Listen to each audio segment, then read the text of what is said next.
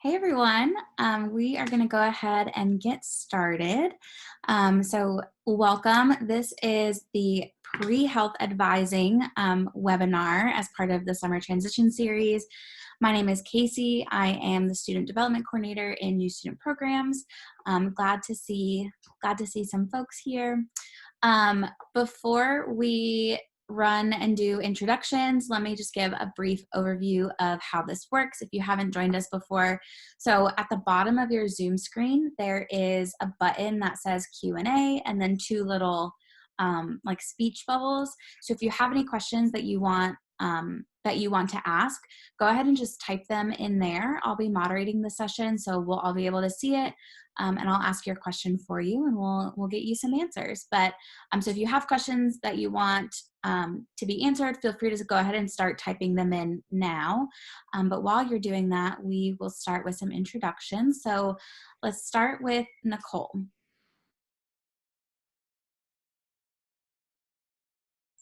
Hey everybody, thanks for joining us today. My name is Nicole Pontecorvo and I work in the Office of New Student Programs. Welcome. Next is Jordan.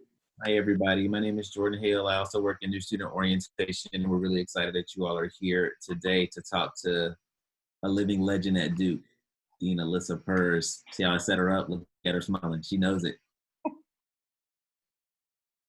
What better introduction than that? If you want to go ahead and... So I'm Alyssa Purrs. I'm an academic dean for students in Trinity College. I've been doing pre-health advising for about 10 years, but prior to that, spent about 7 years as a faculty member in the biology department. So even back then, did a lot of pre-health advising. Glad you're all here. Welcome to Duke. Really looking forward to spending some time with you this afternoon.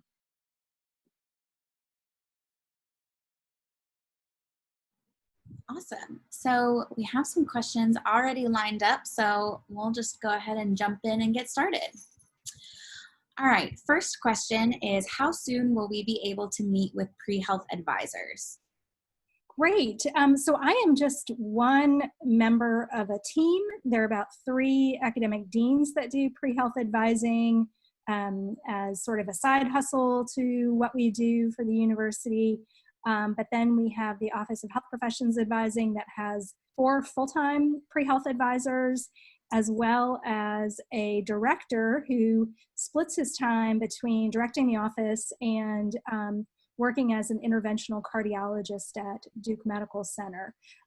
So we're really lucky to have a big team. We bring a variety of expertise in working with our pre-health students. We historically have assigned pre-health advisor based on your first year residence hall. So you can imagine we're still a little bit up in the air with how that's going to go. Probably what it will mean is we'll just have advisors assigned a little more spread out than limited to East Campus. Because most of our advisors are writing committee letters for our students who are applying to medical school this summer, we ask that you direct questions to the Academic Advising Center for Trinity students and the Pratt Academic Deans for those of you in Pratt. Our website has some really good information, and I think Casey had it up a minute ago, and I think Pull it up again. you can find some basic schedules and information about classes under that prepare section. You can see it linked down at the bottom. It's also in the menu at the top. But get a start with that. I promise you the folks in those advising centers reach out to us if you ask a question that they can't answer. Otherwise, we will be running orientation sessions and we'll interact with you then. I think this year our orientation session will be before you register for classes. So if you've got some questions related to book bagging and getting into classes, we're happy to answer them then. And then once classes get started and we're kind of done with our summer activities, then we're able to meet with you individually. I think it's really important that you both, understand the general requirements and expectations for health profession schools, but we really make a strong commitment to personalizing those plans, and we'll sit down and talk through your situations. So if you have any questions right now, before you register, we're happy to cover those today. Chances are if you're thinking it, somebody else needs that answer too. Great. Let's kind of address the elephant in the room. And I know if you have joined any of the other webinars, COVID has come up and there is still, we don't have full clarity on the fall semester, but someone asked a very valid question, which is how will pre-health lab courses work given COVID? Any sort of insight or if it's still under discussion? Yeah, and that's probably going to depend a little bit by class. We had a really robust set of offerings in our summer school this year because we knew many more students would be interested in taking classes. So several of our departments, chemistry has introductory chemistry and organic 1 offered with online labs. Biology, one of their courses has got an online lab. The other they thought was too difficult to mount. I'm not sure what they're going to do in the fall. Physics ran online labs, actually had people order things from Amazon like tape and hammers so they could do physics experiments at home. So our departments have been really resourceful. I'm grateful we have some of the experience from this summer. I think departments will also be offering some face-to-face opportunities should you be on campus, and our goal is to make the registration process really transparent about whether a class is face-to-face, online, or hybrid. Everything will be offered in an online format if that's available. I don't know, like my home department biology, there's a class that they may do a deferred lab where you pick up the lab in a future semester. But I think for you guys coming in, it's going to be possible to avoid some of those scenarios just because of the other classes you can take. There was kind of a follow-up, and you touched on it a little bit, but how will healthcare extracurriculars and immersive activities work given COVID? Yeah, so that's been a real challenge for our students, but I think we're also to a point in the pandemic where a lot more opportunities are coming up. There are remote opportunities to do things like provide service in the community. The real hot one this summer has been to provide support for a crisis text support line. That's TEXT.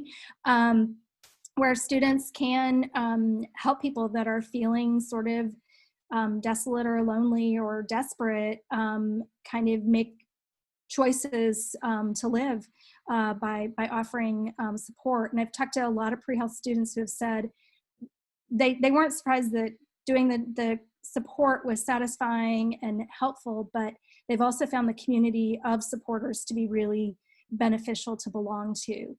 We also have a really great program called the Enrollment Center that if someone interfaces with a clinic and some social need comes up, like they're food insecure or they need help paying their power bills, they can call this line and get referred to it, and students help to staff that line and help connect people with resources in the community. It's a really great way for our students to understand the social determinants related to health, and again, build these really helping relationships.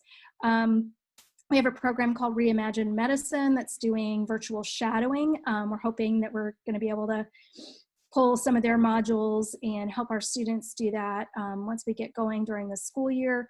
Our PA school has also connected some of their students with health departments to do contact tracing. So I'm optimistic and keep asking, are there ways our pre-health students can contribute to this? So North Carolina, I don't think is doing a ton of contact tracing. I think Duke will be doing a lot more of it in the fall. So I keep holding up our pre-health students as a really good resource, but it's also a really great way for you to gain some experiences that are relevant to your future career. So I think these opportunities are evolving more and more. And where would someone go to find more information on those like extracurricular activities? Is there a place where those exist? Right now, I don't manage our website. You can check the FAQ section of our webpage, which is across that top bar on the far right, I believe. We started posting some COVID-19 updates this summer. to try to help students. The other thing, when we do our orientation event, you'll have an opportunity to sign up for our newsletter. That is something that will start weekly again in the fall, and I really like the person who does it, the way she organizes things. New announcements are always labeled as new, and then she's got it organized as, you know, things you can do for a gap year, things that, you know, you can gain experience. And so depending on where students are and what they're looking for, they can kind of quickly get to the information they need. It is a little bit overwhelming at times because there's so much information in there. You could check our archive on the website as well and see if some of those things from our end of semester newsletters are available to you. Great, thank you. Next question is, when should we take the MCAT? Yeah, so that's gonna, you know, can be one of those things where you have to figure out, when am I applying? Historically, students applied the summer after their junior year, and in doing so then would graduate from Duke the following year, and their application would have been in progress. They would have interviewed the fall, and they would know where they're going right coming out the door. 80% of our students now take a gap year. Just to give you an example, in 2015, the MCAT added 4 more classes worth of information, didn't take anything off. So that's basically a semester's worth of classes that you need to take to be ready for the MCAT. So if you take a gap year, you could be taking it later than that. Kind of our general rule of thumb is take the MCAT, one, after you've taken all the classes that you need to enter medical school that also have content on the MCAT. And then number 2, you know, take it no later than April of the year you apply. And so just really kind of depends on whether you're taking a gap year or not, and then backing up and looking at where the classes are. So one of the most common requests I get as a first and second year pre-health advisor is, can we map out a 4-year plan? I don't want to take a gap year. Can I avoid that? And so mapping out this 4-year plan, we can sort of say, can you study abroad fall of junior year, when our students tend to do that, or are you going to need to study abroad in summer? It helps you to make a lot of decisions to see this 4-year plan. And just given the variety of where students can start in chemistry and math, and whether you have AP credits that allow you to go into more advanced classes, that is what's really going to determine what's possible. And then how much coursework do you want to do in your summers versus doing other experiences. So that's where the personalized advising is really helpful. But you could go look at some of those schedules we have laid out on our website just to get an idea of how does it all fit together. And that'll kind of give you a starting place. Great. And I love that you shared that statistic. I actually didn't know that. What did you say? 80% take a gap year? Yeah, I did not know that. And if I had to guess, 80% of students come in intending to avoid one. So if you're like, that is not me, you're in good company. And so what we try to do is help students understand why students wind up taking a gap year, partly because the sooner you make that decision, the more time you have to fit in really high impact experiences and really get the best out of the benefits of taking a gap year. But we're happy to, you know, talk about that with you and help you make that individual decision. We really try not to be gatekeepers in the office. And if you decide I'm going to avoid a gap year and here is my plan, we will support you all the way. Some of our best students avoid taking gap years. So it's a highly individualized choice. We had a question come up also on the subject of the MCAT. Should we take most of our pre-health requirements earlier and prep for the MCAT, or should we space them out? Which would you recommend? It's both. There are 12 to 16 classes that you will need to take to matriculate to a medical school.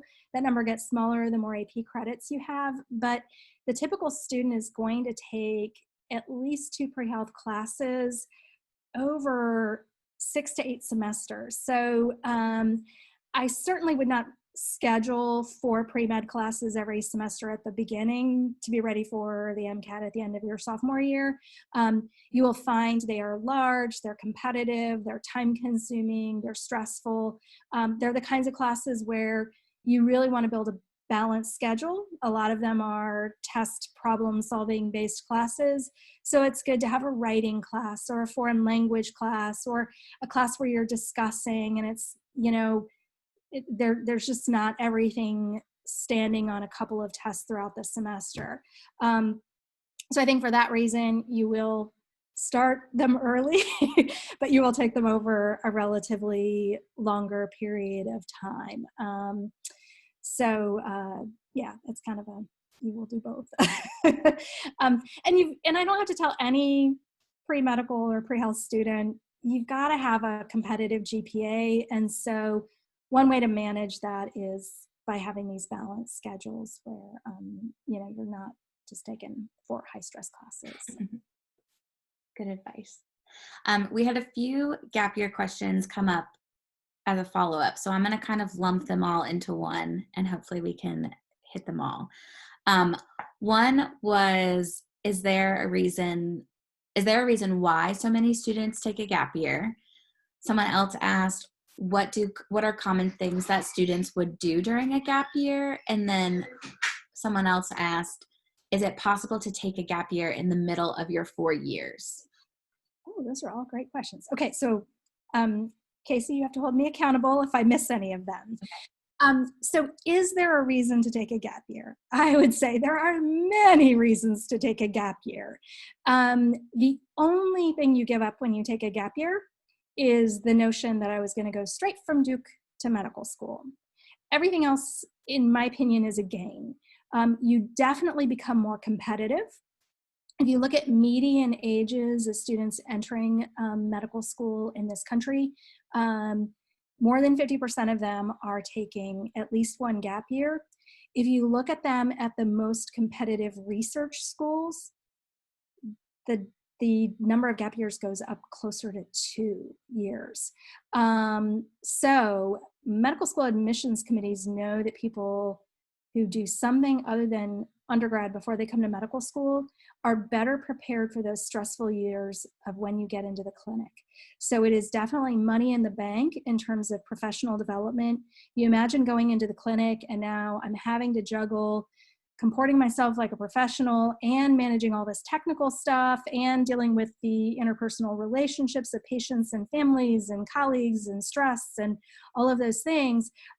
People that have more experience doing things other than school, they just stand out. And so medical schools know that. So if you've taken gap years and have life experience, they're going to prefer you. They do not separate their applicants with those rising juniors who only have 3 years worth of courses, grades, and experience from those who are seniors or alumni. So for that reason, the competitive advantage is just huge and undeniable. The other thing is that a lot of students will decide, gosh, with all this content on the MCAT, I can't complete all the courses and study and do well on this test. So if I spread things out, I can either do better in my classes or I have more time to study for the MCAT.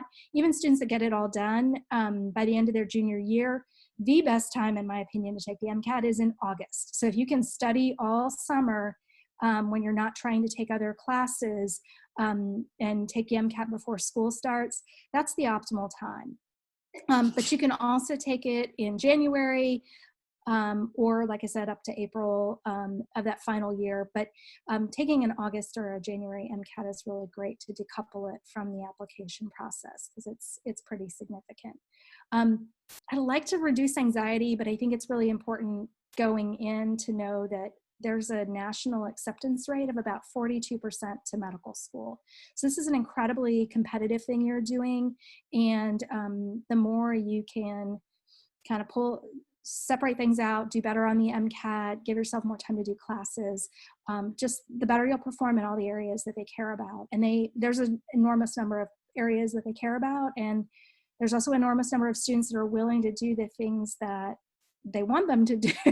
And so anytime you don't do those things, then you're putting yourself at a disadvantage.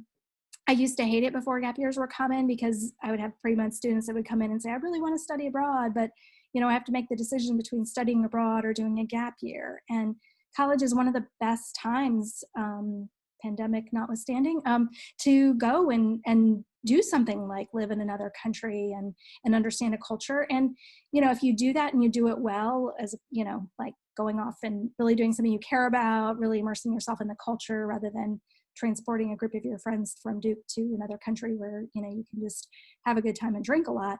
If you really get that cultural experience, you're going to recognize the humanity in more of your patients. You're going to provide better care. They're going to trust you. Health outcomes are going to be better. So studying abroad can be a really critical endeavor you do. There's lots of ways to do it that aren't in the school year, and there's ways to do it without taking a gap year. But a gap year makes that decision much easier to do it in a big full semester way. And I'm sure there's things about gap years that I haven't extolled the virtues of, but you can tell I can go on and on about gap years as being great things. So there was a question about, what do people do during gap years? That is a huge component of our newsletter. Every fall, one of my colleagues who came over from the Career Center runs what she calls a gap year boot camp. I tell students you should go to this every single fall. She gets together a panel of students who are currently in health professions schools who took gap years, and they tell their story. Every time I go, I hear something new and amazing about things students do in gap years. But just to give you some examples, the NIH has a really great clinical research training program. They love Duke undergrads. It's a really great thing to do to gain deeper research experience that, if you want to go to top 25 medical school, what gets you in the top 25 is having lots of research, grant money coming in, lots of research for your students. They prioritize research. So this is a great program to do that. They also understand they've got a lot of pre-medical students doing gap years. So if you need to go off at the last minute to do an interview or something, they can be pretty flexible and work with their students.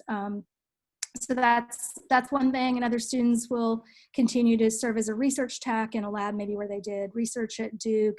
There's all kinds of service endeavors, AmeriCorps City Year. Students will do Peace Corps and Teach for America, but those latter two are 2-year commitments that you'll want to follow up on. We'll have students that will do healthcare consulting, but most companies want at least 2-year commitment from students. And I hate naming anything because it really narrows and limits what students do. A lot of students will ask about, oh, should I go get a master's degree? I'm like, do something where somebody pays you. That a master's degree is just more school. They're rarely funded. You got a lot of bills coming from medical school. You probably have some bills coming from Duke you're taking with you. So I think it's much more advantageous, unless you've got a really specific need to get a master's, to do something else. But like I said, just reading that newsletter from the beginning, you're going to get a sense of what's out there. You'll also get a sense of like what you gravitate toward and what sounds interesting and appealing. And there was one more, taking a gap year in the middle of time. I would say that's less common, but I think it will give some of the same benefits. I know some students, for example, who took gap years coming into Duke, and the things I can say, they have higher levels of maturity and just that life experience. So, I think if you've got something in mind and you can see a benefit to doing gap years in the middle of your time at Duke, I think they'll work out to be as advantageous as they would if you did them at the end. Did I cover all those questions? Yeah, you hit them all. Great. Next question is, can you take Bio 203 even if you don't have a 5 on the Bio AP? Like, what if you feel ready but have a 4 on your AP? Yeah, I think that's something where you can reach out to the biology department, probably the directors of undergraduate studies, and ask that question. They may send you over to the professors to do, some kind of assessing. You will not be able to enroll outright, so you'll need to ask for a permission number. Fortunately, that class will not be offered until spring, so you've got some time to get on campus, get your feet wet in other Duke pre-health classes, and then, kind of figure out if that's something you still want to do. But I think students have been able to do that. Awesome. There was a question about what portion of pre-med students are Pratt? And then someone specifically asked, could you discuss being pre-med and majoring in BME?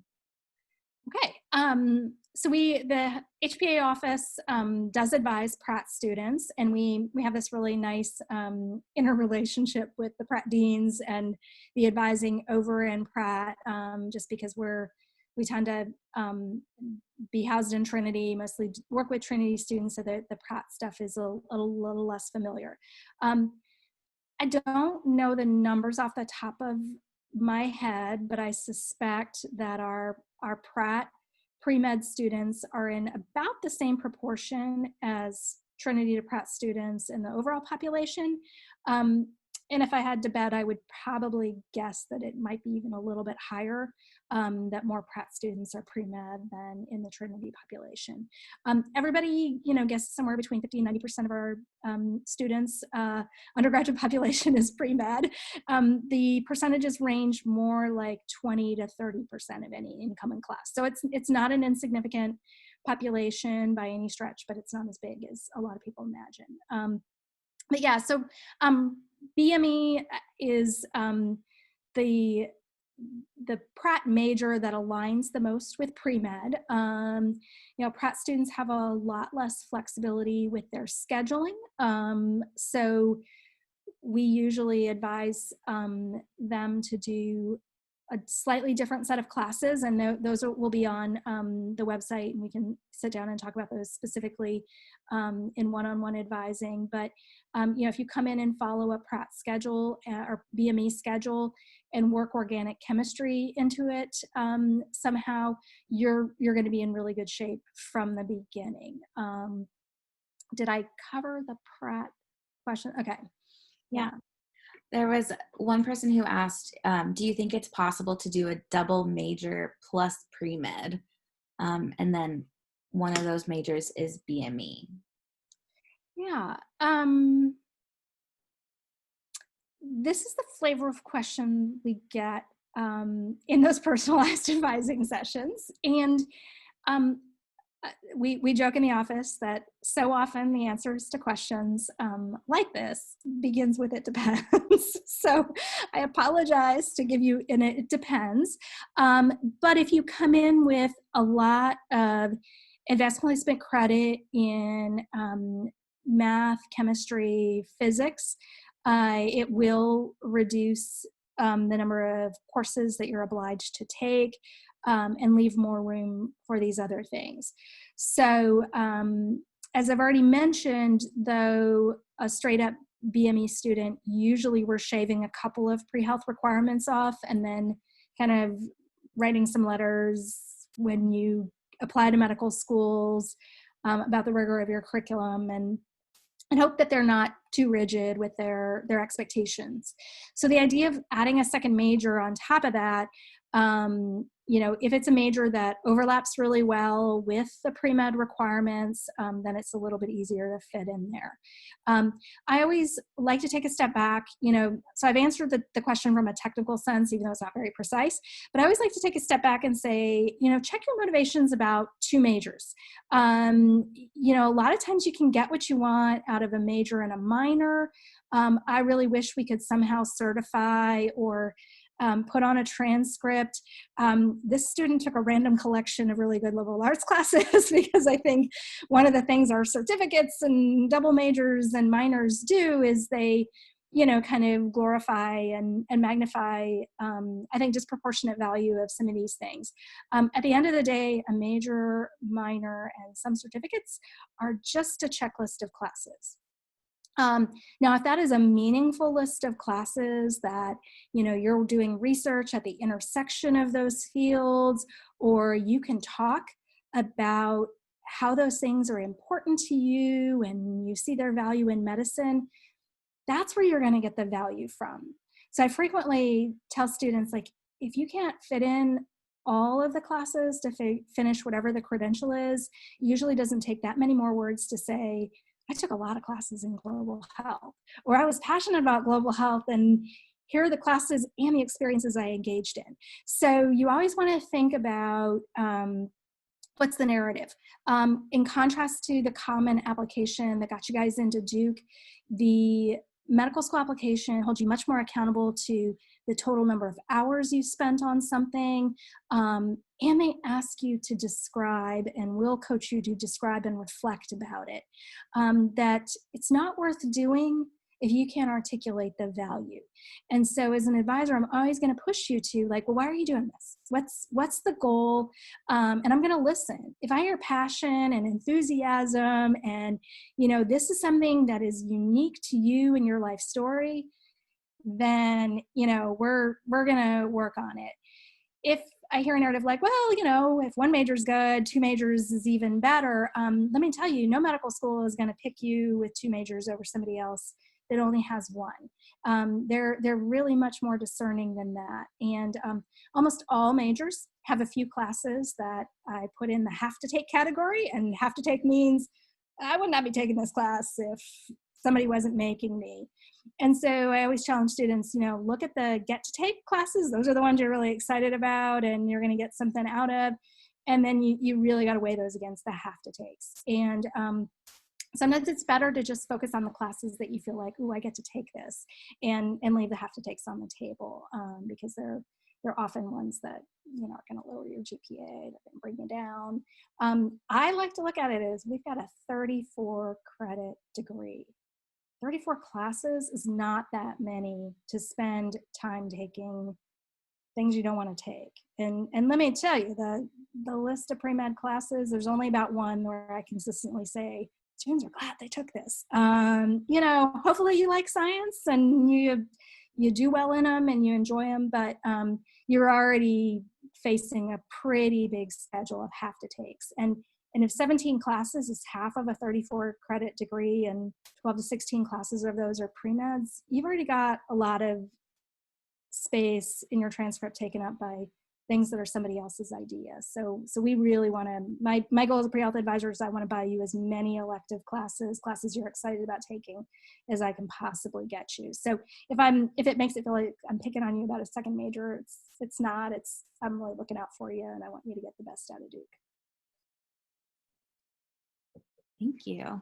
So we had a question about extracurriculars. Are there any sort of like clubs or organizations at Duke that would kind of align with people who are pre-med? Like what are ways for pre-med students to connect with upperclassmen who are interested in similar things? Yeah, that's a great question. So what I like about it is there's some buckets that you want to fill before you apply. But what's great about those is they're broad enough that you can find things that meet with your values and your interests. And then based on how you choose things, that really can start to tell the story about what makes you unique and different. So let me tell you what the buckets are, and then I can give some examples about these things. So the first one is you want to do community service. And we are really lucky that, part of Duke's strategic mission is we're committed to doing service to society. And I think that gets, we have service learning classes. Oops. I don't know how to turn off my phone. We have service learning classes. We, have all kinds of things. Hey, can you go hit the off button? That really let students do these kinds of things. We also have awesome student organizations that are associated with service. We have so many of them. We have an umbrella organization called Duke Partnership for Service. And that brings together a number of our service organizations. So lots of ways to serve in the Durham community and do that. But, I really encourage students, hey, put yourself outside your comfort zone. So are there communities of people that you can provide service for where you're going to learn something about yourself in other people and hopefully connect with the humanity of others. Because there's so much research that shows that doctors can do a lot of harm based on subconscious bias and a lot of health outcomes that we might point to the patient and blame the patient for really come down to doctors not being very self-aware of these things. So service is one of them, and plenty of ways, both academically, non-academically, to do that. Duke Engage might be a reason why you chose Duke. So that civic engagement opportunity to spend 8 weeks doing service is one way. Okay, so then the next pair of buckets that I think go hand in hand, but they're kind of the opposite, and this is getting clinical exposure. So one of the things you're really going to be tested in applications to all health professions is, do you understand what you're getting into, and do you have a realistic sense of what the career is like? And so one way to do that is to shadow providers. And don't just go scrub into the OR and marvel at how wonderful you look in scrubs, but ask providers, what do you like about your job and what do you hate? And, how do you make meaning out of this? Sometimes people go in shadow and they're like, wow, that doctor did 3 things all day and it was the same 3 things and that looked really boring. But when you ask that professor about that provider about it, they have a deeper sense of meaning, what they're doing for their patients. And so even in the routineness of what they do, this is how they're able to make a living doing it.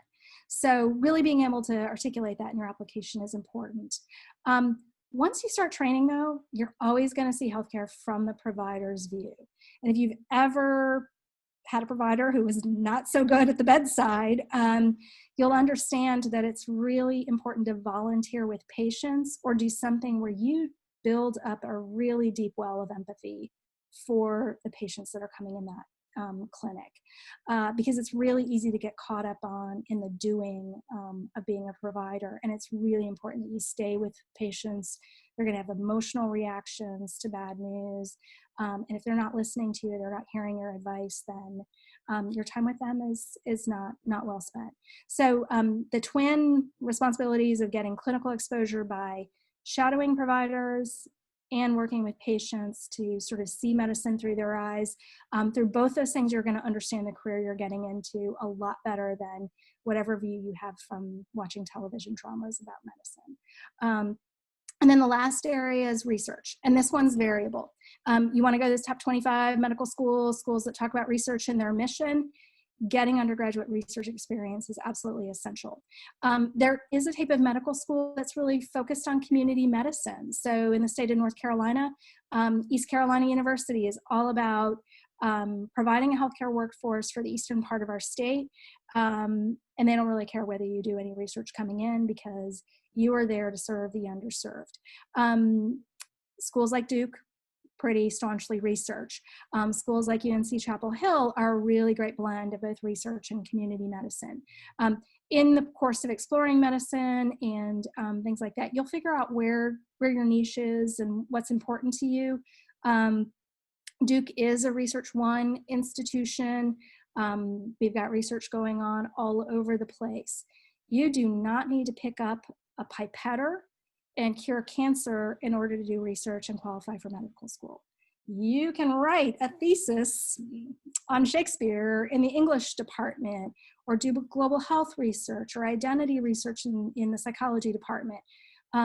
What they're really looking for is, do you know how to ask questions? Do you know how to test hypotheses? Do you understand the scholarship that puts knowledge in a field and pushes it forward? Because a lot of people say, I want to go into medicine because I like right answers. It's not a good answer. Medicine, where you're going to serve your patients the most, is where they don't act like the textbook case, where you've got to ask a lot of questions, where you really have to dig into it because it's something you've not seen any before. We all hear about those situations where things got missed or somebody suffered. So you don't want to be that doctor that missed something because you weren't curious about what was going on with the patient. So that's why research is important, but also why it really does not matter what kind of research you're doing. And a corollary to this is it does not matter what you major in. If you want to major in biology, awesome. I love biology. I'm a biologist.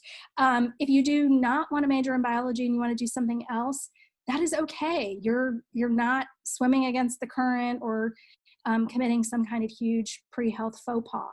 Don't go major in something weird and wacky because you want to look different, but you don't care about the field. Go, major in religion because that's where you're intellectually curious, and you see how religion answers end-of-life questions, and how being respectful of different religious faith traditions and beliefs is really important to treating your patients with respect and dignity at the end of life. So any major you pick, I can give you a justification for why we need you in medicine. But just make sure you're picking the major for the right reason. And I should say corollary number 3 to this, sorry, I need to let you answer another question, but that is, gosh, no, I'm losing track. Anyway, I'll come back to that if I think of it. Get ahead of myself. All right, another question, Casey.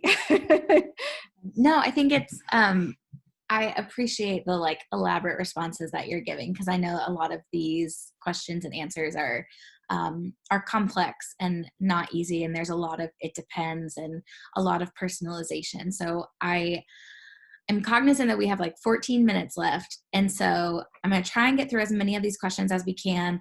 Some of them are a little bit more specific of if I got this on this exam, do you recommend this for me? So I'm going to kind of stray away from those for now, just to try and get the questions for the good of the group.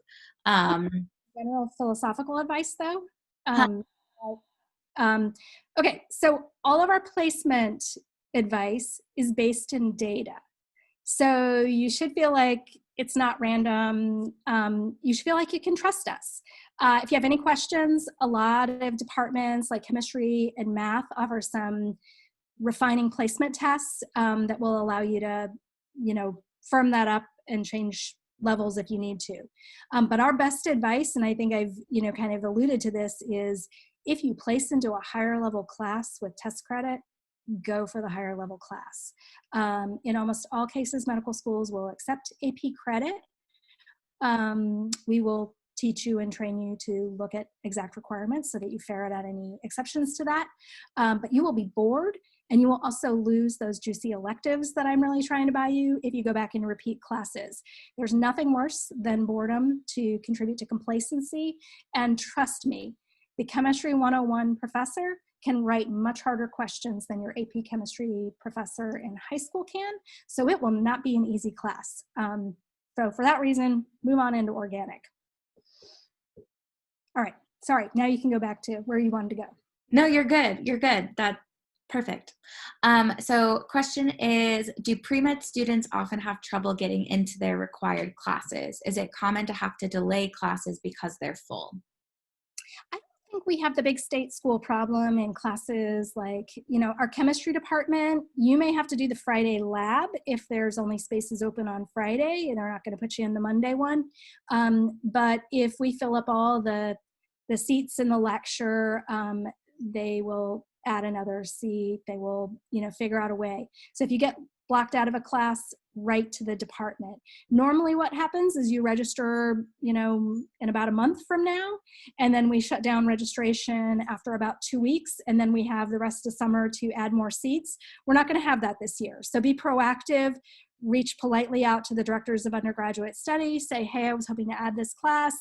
Any chance that you're going to be able to add more seats and get me in, and, wait for them to respond and let you know what they can do. Perfect. For work study, is it possible to work in a lab? Yes, usually work study lab jobs involve things like cleaning glassware and feeding animals. It's often a really great way to get yourself in line for a research independent study later, but it is going to be more routine, not glamorous, certainly not what most of us would describe as research from the beginning. And these will be the kinds of jobs you can find in Duke List and things like that. We have a whole session on getting started in research if that's something you want to do, that will help to demystify that process. There's a question about, are you able to double count classes for requirements for two different majors, or like a major and a minor? Absolutely. The only places where there's really restrictive double counting is with certificates. Only 2 classes toward a certificate can count towards something else. And then majors like neuroscience that have big overlap between psychology and biology, they're not going to make it really easy for you to get a triple major there by taking 17 classes. So they've actually baked in a lot of restrictions on what will double count there. But otherwise, what you're taking for pre-med can count toward Trinity requirements or Pratt requirements. They can count toward majors, as long as they're on everybody's list. Next question, are the sociology and physiology courses hard requirements for med school admissions? Yeah, physiology we recommend mostly because students tell us after molecular biology and genetics and evolution, which is Bio 201 and 202, physiology is really helpful for preparing for the MCAT. You'll also see medical schools frequently recommend a large number of courses from the biological sciences, and physiology is on those lists. But if you want to study physiology on your own for the MCAT, unless you're from the state of Texas, where medical schools are looking for 4 biology classes instead of 2, most students could get away without physiology. Sociology is also something that's more often done for MCAT prep.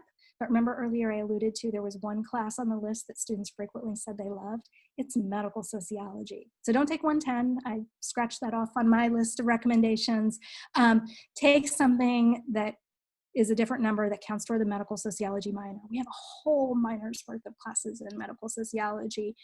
It really opens people up, especially people who are idealistic and think, I am gonna solve all of the patient's problems in the clinic, and then come to realize, boy, if somebody can't get healthy food, or somebody can't pay for their prescription or get to follow-up appointments, I can't do a whole lot as a clinician. So the social determinants of health are a really critical area. The sociology on the MCAT's pretty straightforward and basic coming out of an intro soc class. You can take the MCAT and do well without it. But if you want to have your life transformed by a course that broadens your understandings and horizons, a medical sociology class is one of them. We more commonly see psychology as a matriculation requirement for coming into medical schools, but I always like to point out that UNC Chapel Hill has changed their matriculation requirements 3 times in the last 3 years. They require 12 hours of social sciences, narrowly defined by what they consider social sciences, and 12 hours of humanities on top of all these other science courses. So one of the things you're going to get from us, and it depends, flow of conversations, is you're going to need to start researching the actual requirements of medical schools. That list on our website, that's realistic fiction. It's common sets of requirements across lots of medical schools, but where students usually find out they did not take a class they need in order to start a medical school is after they've been accepted and decide they want to matriculate, then they get a letter that says, oh, by the way, this is what you need to do to come in. And that's not when you want to find those things out. So I challenge everybody in this webinar, go look up your state schools. What do their medical school requirements look like? They might be like Duke Med, where we don't really care what you take, just do well on the MCAT, here's some suggestions. We're not going to do a checklist and surprise you. And then UNC is kind of like the polar opposite, where it's like, here's the traditional requirements, but wait, there's more. We want 3 classes in social sciences and 3 classes in humanities. And UNC has been really tough for our students in Pratt. So it's worth kind of seeing these things now, so you know what you're up against. And it is okay to look at a set of requirements and say, this school doesn't take any AP classes. I've got a ton of AP classes. I'm not repeating that coursework. They're off my list. But that's just the sort of decision you're going to have to make. And the sooner you start researching these things, the better the sets of decisions, the more comfortable you can be with them. We can't track 150 med schools worth of changing requirements.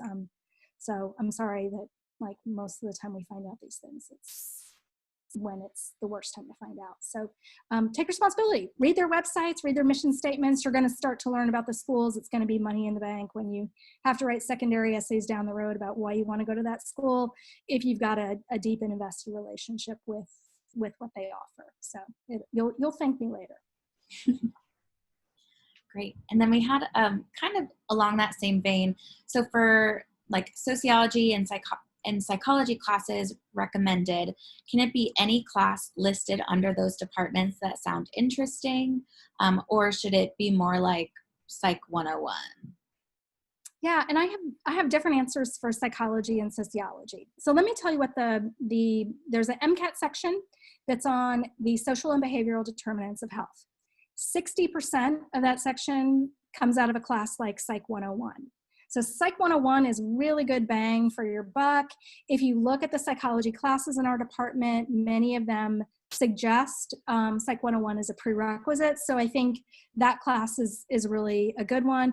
They've also reformulated that class to kind of think about what's all the psychology first and second year college students need to do. So it's going to help you think about motivation and self-efficacy, and I think kind of intellectualize some of the things that's going on in transition for you. So it's a really fabulous class for lots of ways. 10% of it's going to be neuroscience. So you'll cover a little bit of that in Psych 101, probably small enough that you can study it on your own and not feel like you have to take a whole class. 30% of it is sociology. And our students do really well on this section of the MCAT. And we haven't done an intensive study to say, like, is it the classes they take? Is it that, some of this stuff? I'd much rather study some sociologists and their theories on my own than try to figure out physics by myself. But again, with the 30%, that's a relatively small number. And we have such fabulous medical sociology classes. Students say they want to do the homework. It's a lot of them are service learning. You can tell I'm enamored of these classes. I can't say enough good things about them. But again, that's all just based on feedback. No one regrets taking a medical sociology class. So you might have to do a little bit of that foundational study, but I have a lot of students that drop Soc 110 during drop ad. Nothing against the professors, but I just think studying sociology in context is something that's really compelling. Also, sociology is a class or a department I would describe as really flat. You don't have to take intro and then work your way through an increasing series of classes the way a lot of STEM departments are set up.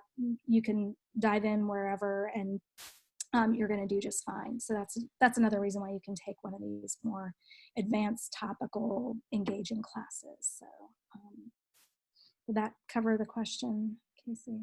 Yeah. Okay, I think we have time for 2 more questions.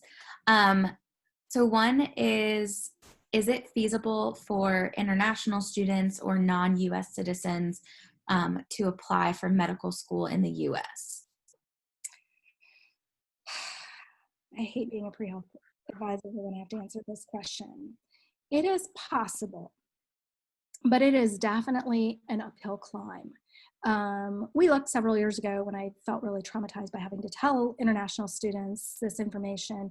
About 70% of our international students at the time who applied to medical school got in. And that's, a little bit lower than our number that's, kind of in the 80s to 90s for the rest of our student population, but it was an incredibly small population. So I always like to refer students to, if you are international, Google International Student Medical School and Clark University. They have a list of medical schools that will consider international applicants, ones that absolutely will not, and some that look at them on a case-by-case basis. And then there's a lot of other support in there.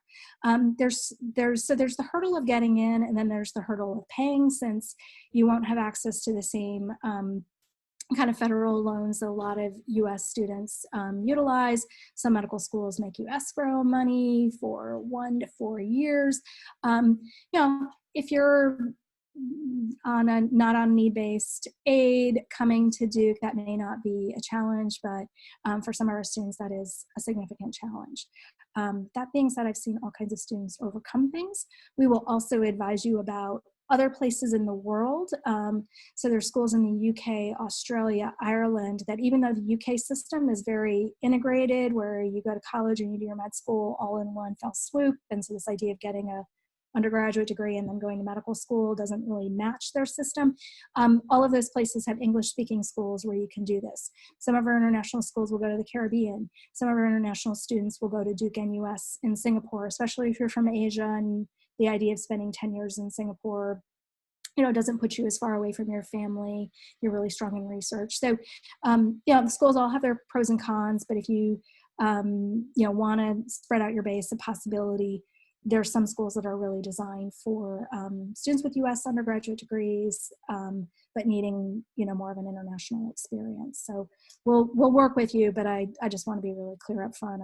I'm sorry if admissions did not tell you this. Yale undergraduate admissions puts this on their admissions page. Ours would not do that for fear of losing students, but I worry that we tell it to you when at this point in it would have been helpful to know earlier. So anyway, we'll do our best to support you, and we've got lots of success stories we can talk about. Okay, and I think what is going to be our last question, just trying to be mindful of time, is it possible for a student to apply to medical school both at the end of junior year and then also again senior year, like if the junior year application cycle doesn't pan out? Yeah, so that is a great question, and Casey thought it was going to be a quick yes/no answer, probably. I anticipate it being a quick answer, but I think it is important. Yeah, this is really important. So we're always going to advise you apply when you are ready to put your best application forward. So if you were applying at the end of your junior year and you're like, I just want to see how it goes, I've got 2 bits of news for you that is maybe surprising. It's going to cost you about $5,000 without any test prep, company, class, to just apply to medical school. It's incredibly costly. So if $5,000 is not to you what it is to me, which is a lot of money to me, then you might go with that strategy. But I would really say save your money. Let's do a gap year. Let's be more competitive next year, and let's not spread it out. The other thing I would add is, again, going back to that, medical school is incredibly competitive. They are doing all that they can to figure out who to put in the don't interview pile because there's so many highly qualified students applying. Being a reapplicant kind of invites them to put you in the do not interview pile, even though logic says in that second year, you ought to be more competitive.